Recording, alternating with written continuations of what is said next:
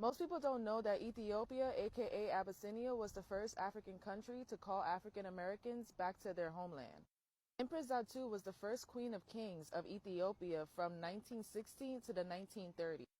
Zatu wrote a letter also known as the Call to Africa. This letter was an open invitation to African Americans and other African descents to return to Ethiopia, their ancestry homeland.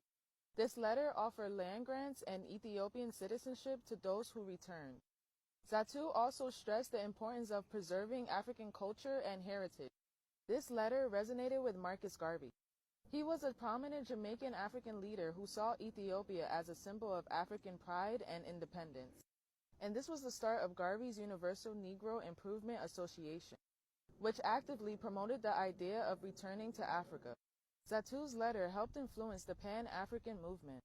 As her letter is hard to find online, I got in contact with the researcher Julia Bonanchi, who sent me an excerpt from her book that mentions. She first explained how the invitation left some traces because it was shared during the UNIA convention.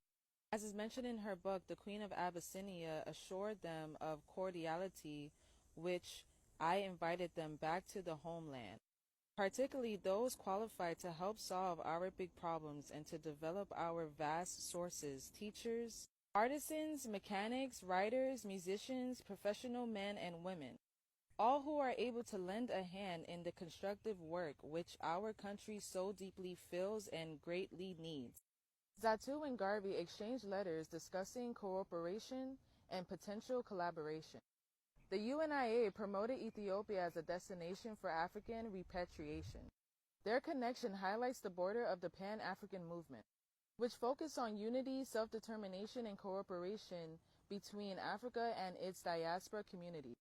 Once Zatu was mysteriously unalive, and Marcus Garvey was falsely accused and sent to prison and later deported back to Jamaica, this affected the original intentions and plans of the Pan-African movement. This is why we must understand that the movement back to Africa is Bible prophecy to restore.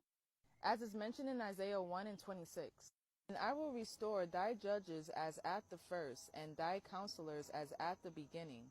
Afterward thou shalt be called the city of righteousness, the faithful city."